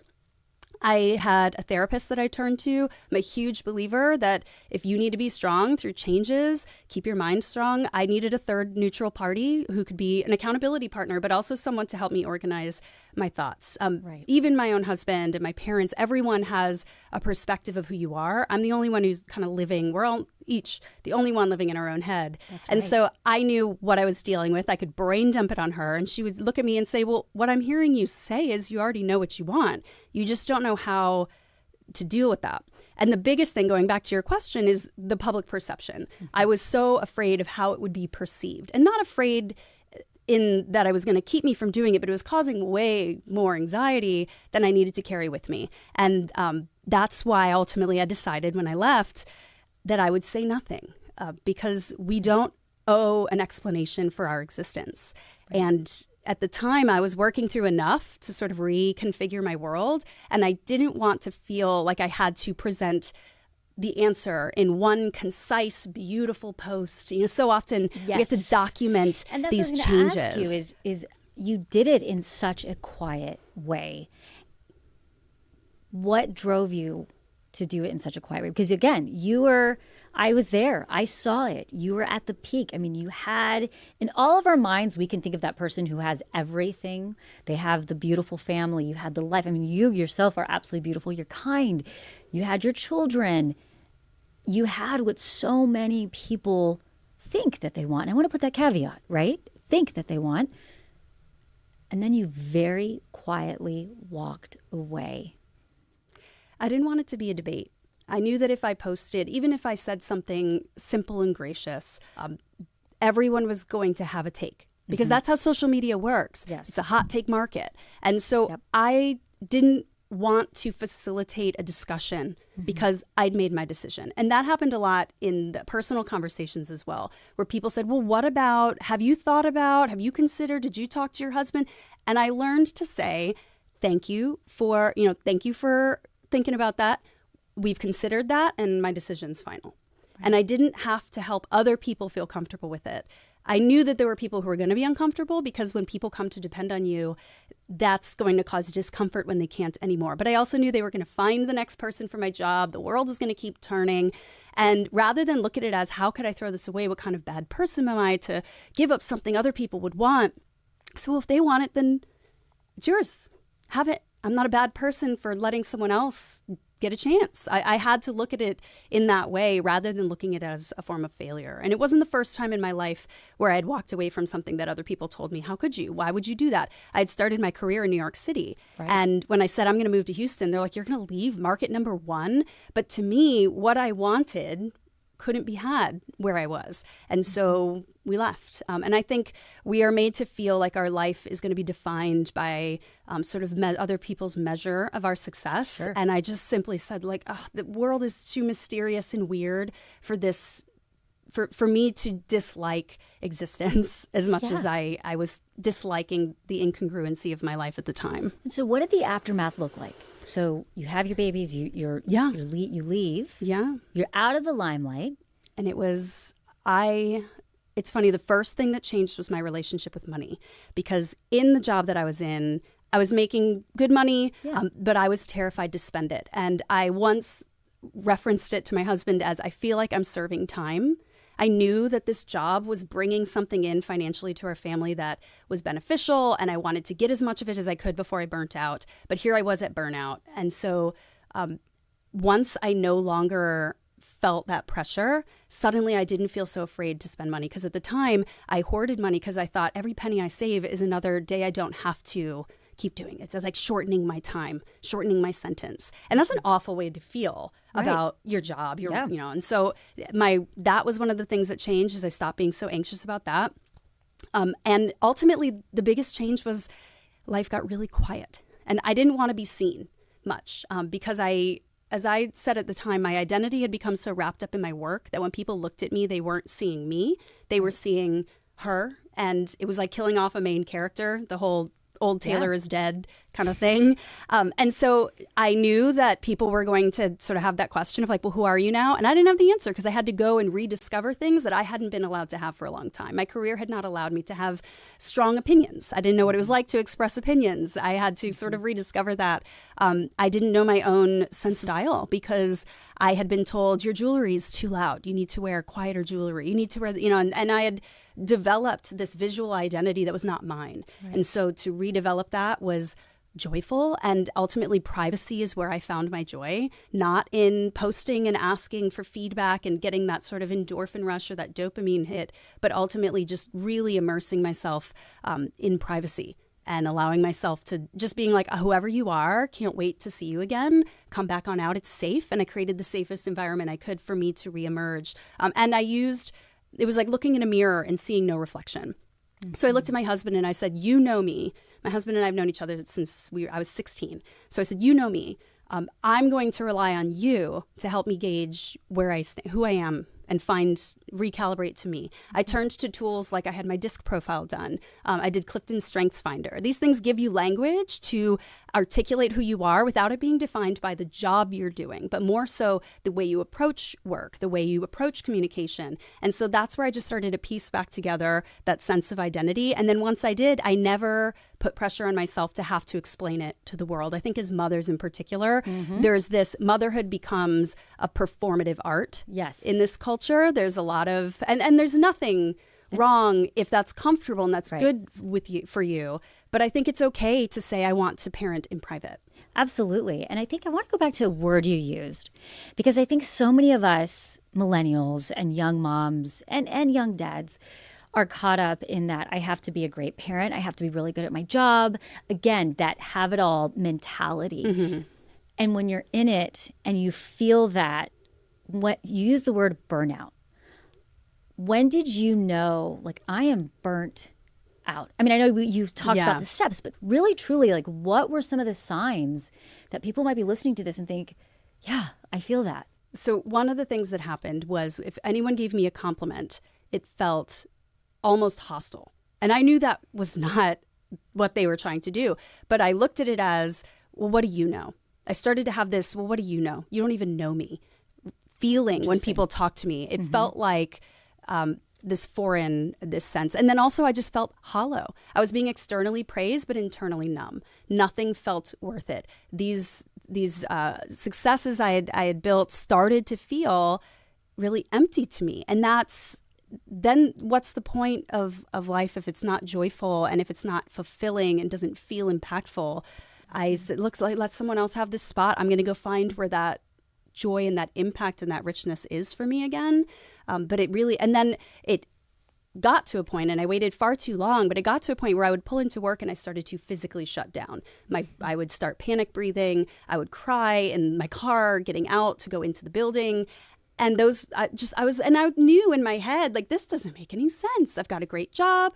I'm comfortable. I'm not out digging ditches in the rain right now. Like, I'm in a safe and comfortable place, but it just wasn't what that incongruency between who I was and what I was having to be just wasn't there for me. And, I'm a performer. I came from theater, and when you're performing a role on stage, when the show ends, no one expects you to be the character anymore. They get it. And so when I got into being on camera and in news, I took very seriously my commitment to journalism. I worked overtime to make sure that I was meeting the expectations and earning the respect of people around me. But then when I would leave the building, the performance side, people thought that was me. And it was, but it also wasn't the full me. And so they started to drift so far apart. And I think, and my therapist talked about this. She said, one of my values is privacy. Being a public figure doesn't fit with that. One of them is excellence. Being in an industry where they're, cutting costs and taking resources away didn't align with my belief in what excellence is supposed to look like and what support for excellence is supposed to look like. And then family. Being away from my kids, and my kids sit talking to me like, well, you're never around. Nothing was lining up with my values. Everyone's values are going to be totally different.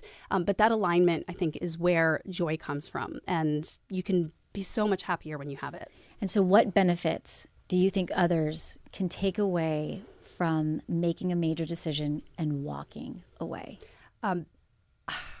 It gave me my life back, if that makes sense. Quite literally, you get to a point where you're just like, what am I doing this for? And when you give yourself the grace to say, look, I don't know what you're going to be, but I'd rather be nothing than be miserable. That I just wanted to be not miserable. The fact that things have gone so well has been great. But I think you just cannot underestimate how much happier you will be when you build your life and your boundaries around your values. Boundaries don't feel uncomfortable if they're in line with who you are and they represent what you stand for. And everyone's answer to what you stand for is going to be different. That's what makes it's so important to have lots of different types of friends and people who are able to be like, I can help you build this boundary because that's an easy one for me.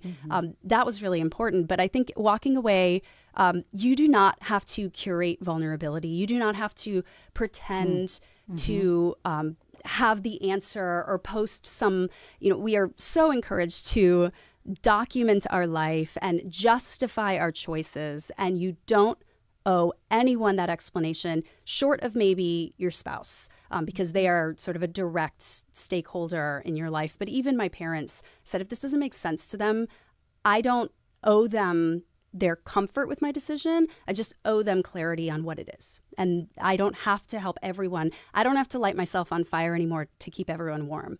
I love that. You used a term, curated vulnerability.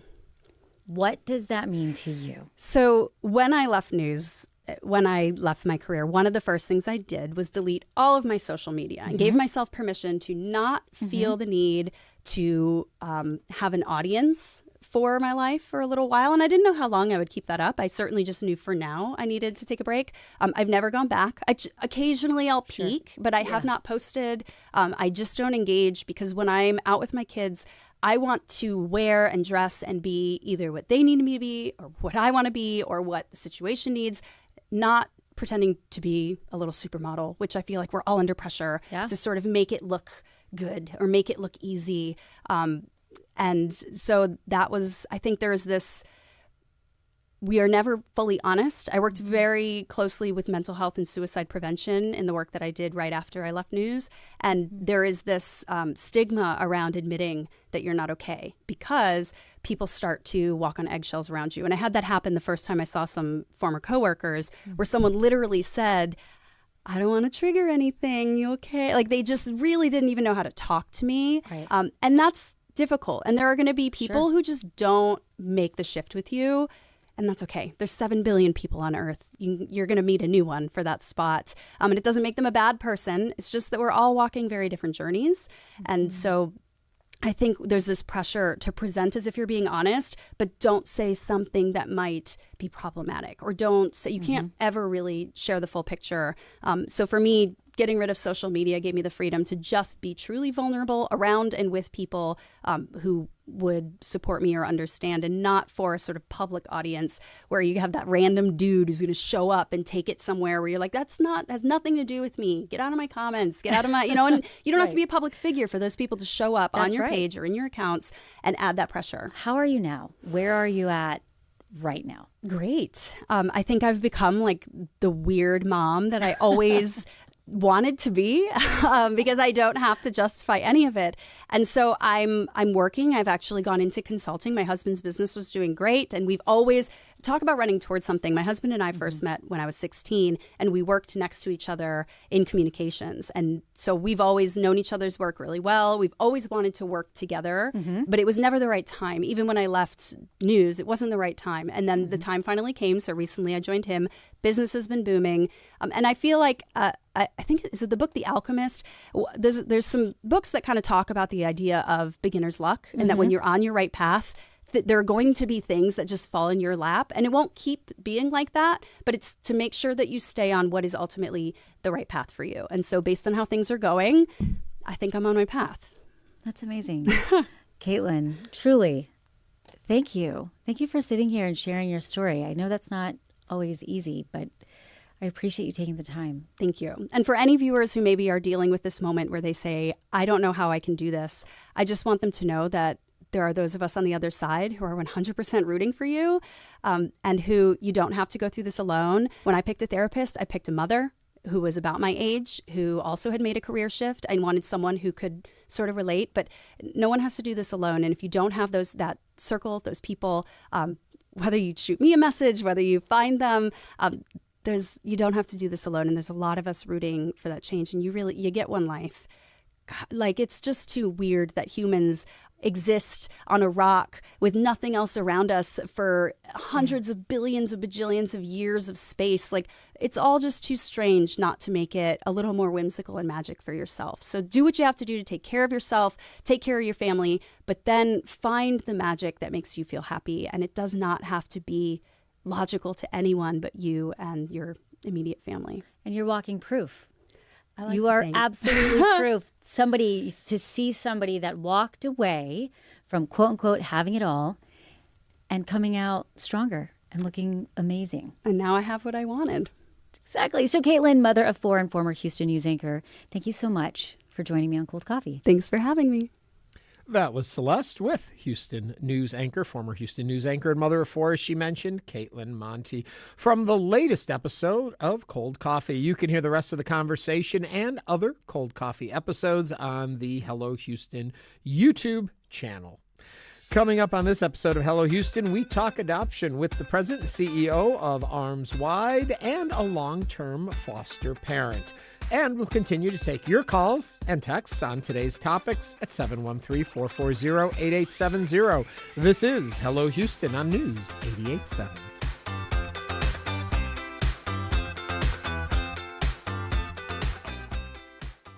When the right to abortion was lost in Alabama, people needed help getting out of state. But offering support meant risking jail time. Having the threat of being imprisoned for getting people to care completely changed everything. The state threatens to prosecute anyone who helps abortion seekers. What we saw in Alabama was something we hadn't seen in other states. On the next Reveal. You Can Hear Reveal is coming up tomorrow afternoon at 2 o'clock.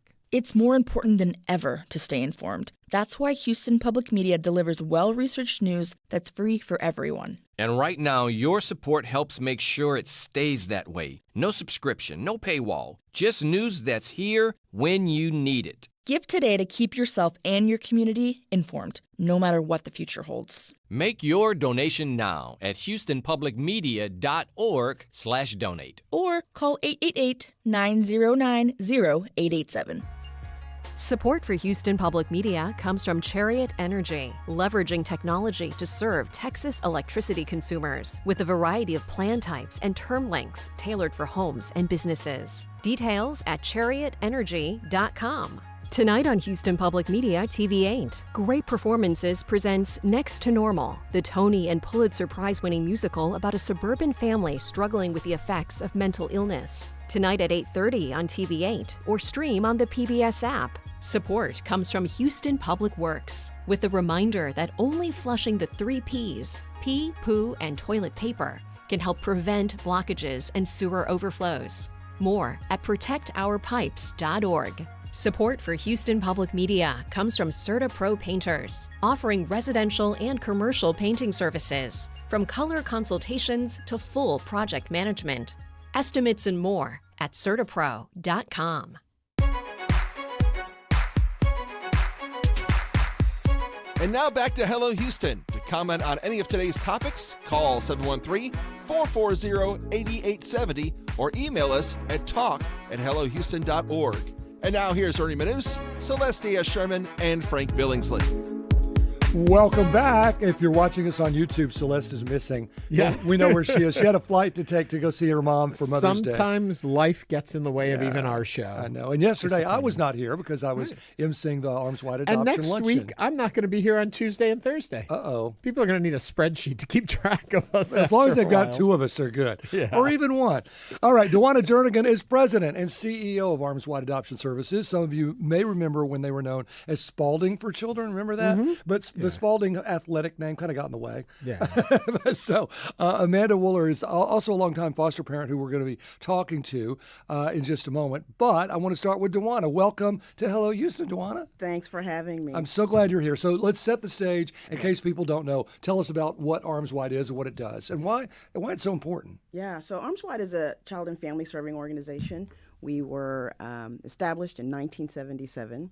Wow. And so we've been around for about 48 years. Wow. And we are provide a full spectrum of child welfare services, beginning from foster care to foster care adoption, all the way through post-permanency and post-adoption support to families. So when a child begins their foster care journey and their experience with foster care, there's the opportunity for us to continue to work with that child and the family that they're joined with and matched with until that child turns 18 years old. And all of your services are free. Free. Free, like Mattress Mac says. Free. So let me get this when we're talking about foster care system then. If somebody is going to bring a child in the foster care system, take on a child, you can help these prospective foster parents learn what to do, what they need, Absolutely. the skills that oftentimes even parents don't get when they're having children. Talk a little about that. Yeah, so part of the process for vetting foster families to care for children is doing an assessment, right, and providing them with trauma-informed care training. The children who enter foster care by virtue of the fact that they've experienced abuse or neglect have some trauma, and families need to know how to manage this, how to deal with this, what that looks like. And so in the beginning, we provide them with 35 hours of trauma-informed training, and each year we provide additional training to the family, and it could be just based on whatever issues are presenting themselves with the children that they're caring for. And we work to make sure that we're continuously doing that assessment to give them that training that helps them to be better prepared to care for these children. What are the numbers? How many children are in foster care in Texas and in Houston? So in more specifically in Region 6, which is the area that we serve, is Harris County and the 12 surrounding counties. Right now there are about 3,500 children that are in foster care. And of those 3,500, there are about 600 who are waiting for adoption.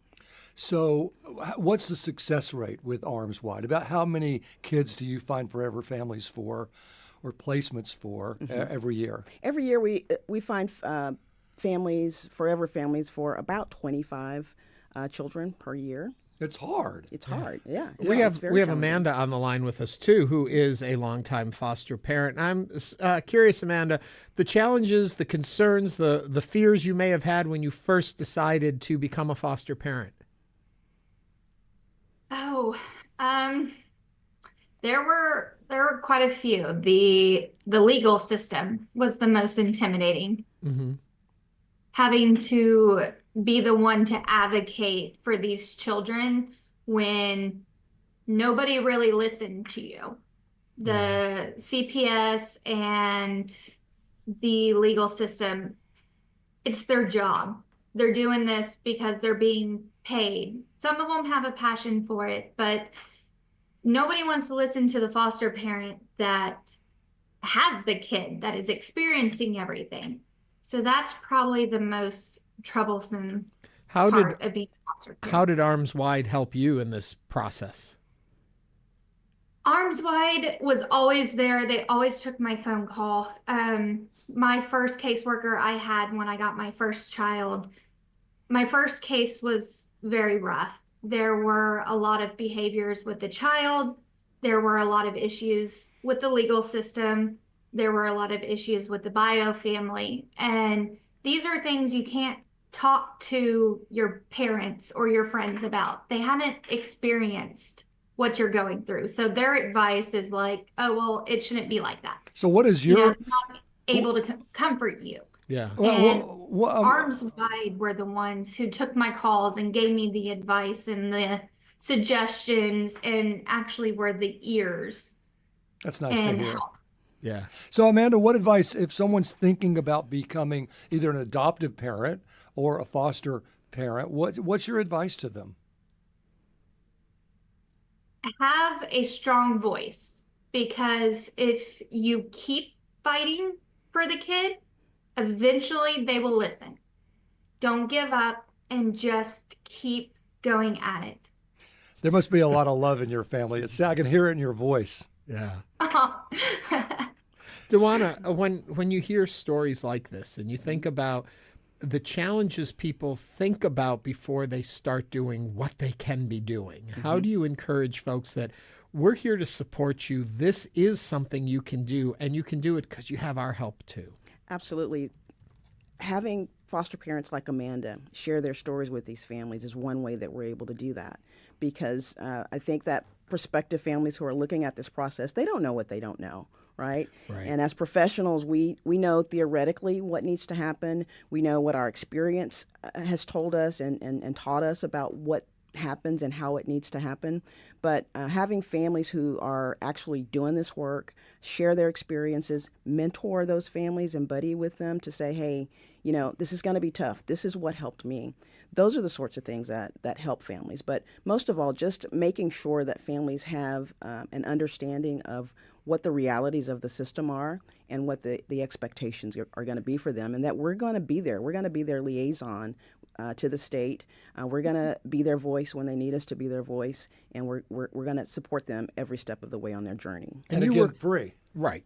You work both with foster and adoption. Yes. And oftentimes, and I'm coming from this from way far away, so help me where I'm wrong here, but oftentimes it's hard to move from foster to adopting the children you have foster cared, or is that not the case anymore?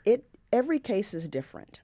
Okay. Amanda will probably share her story with you. Hers is going to be different from another parent's.